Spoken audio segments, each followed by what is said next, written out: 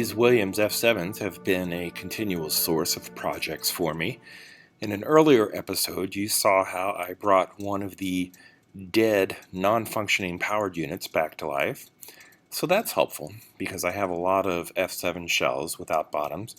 This reminds me of the Terminator when the skin was not on the endoskeleton. So this is pretty cool. Today, I have a dummy unit. You can see that the wheels are missing the side pieces for the trucks. I have the actual side pieces, or at least enough parts from the lot that I purchased to make a complete set for this dummy unit. Right here is one of the truck assemblies from the powered unit, and I'm just going to use that as a template to make a repair piece, a replacement piece out of sheet styrene.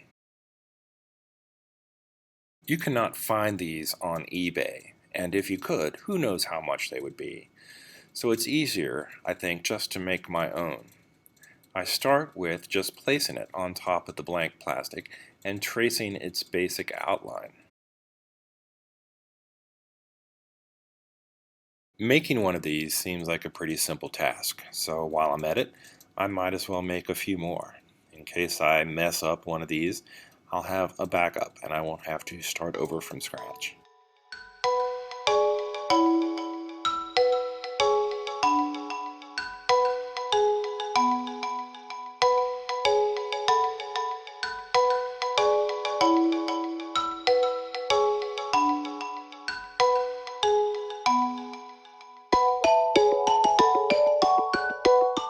This is pretty close in shape to the original.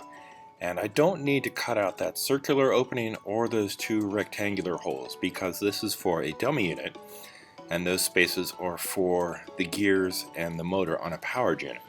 This will be a lot simpler.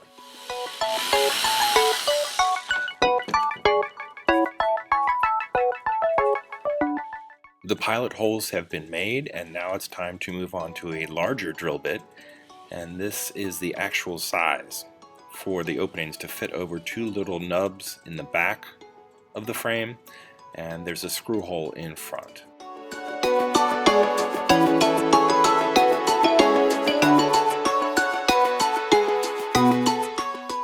The side frames will be held on with two little screws per side. I haven't drilled those holes yet, but I will use the original piece as a template for where they should go. The piece on the left has been drilled for the mounting screws, the other two have not, and after they get a little bit of black paint, they still seem to line up pretty darn nicely. This is the original, and I'm pretty happy with the way my replacement piece is shaping up. One thing I did notice is that the original has these four little nubs that space it from the bottom of the frame.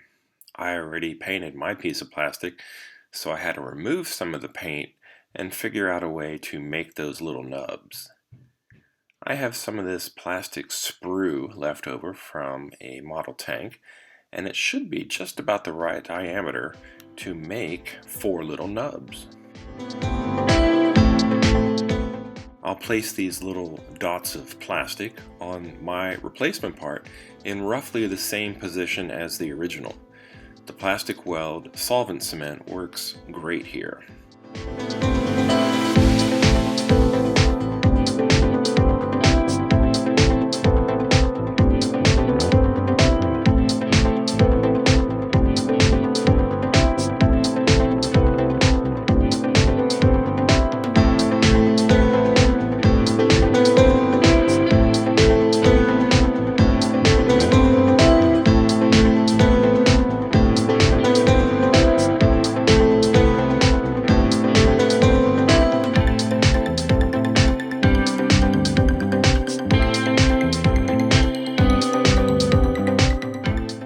I left my plastic nubs a little bit long on purpose because there was no way I could get them cut to the exact same height.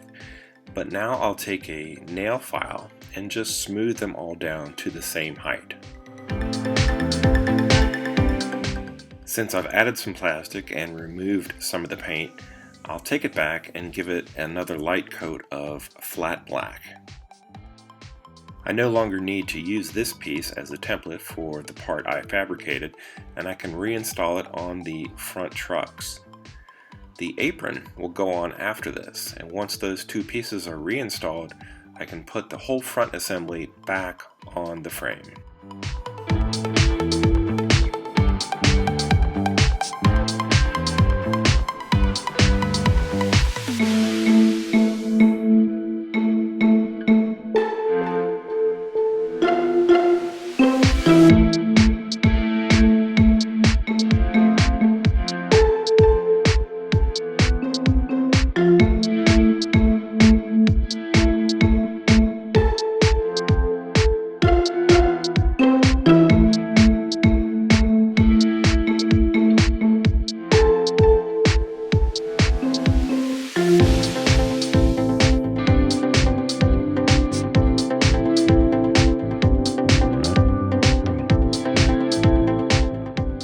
Here's what my replacement part looks like now.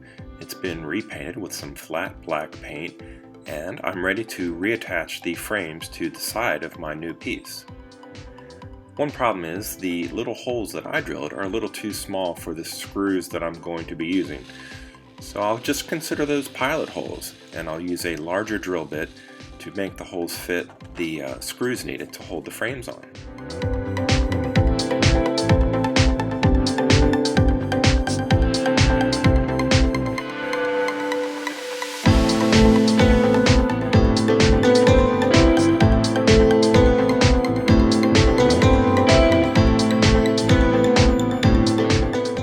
There were a whole lot of loose parts and broken parts that came with these three engines, and I'm able to reuse these screws from one of the other broken pieces. Now my new part looks almost as good as the original. Maybe you've already noticed a problem that I've overlooked so far to this point, and it's how this attaches to the frame.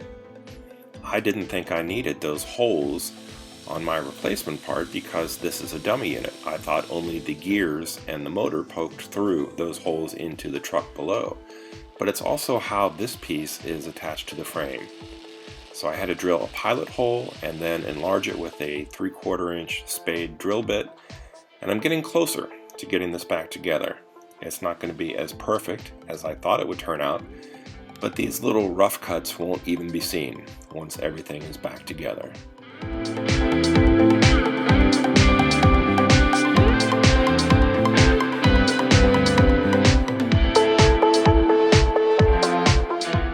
The finish line for this project is nearly in sight, and I think I can finally put this back together for the last time. It's been together and apart a few times, but this should be the last one.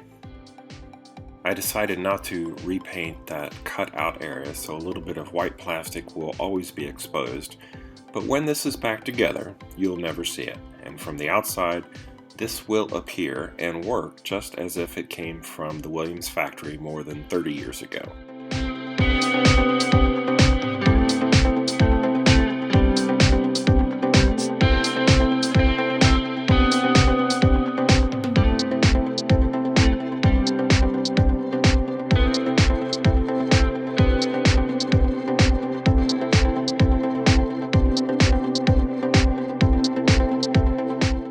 This eBay auction is like the gift that just keeps on giving. I now have another base for one of my repainted Williams F-7 shells. It's a dummy base, but that's okay because most of my stuff sits either on a shelf or inside of a display cabinet. If you like this video, please like and subscribe. Thanks for watching, and until next time, this has been Bob's Workshop. Take care.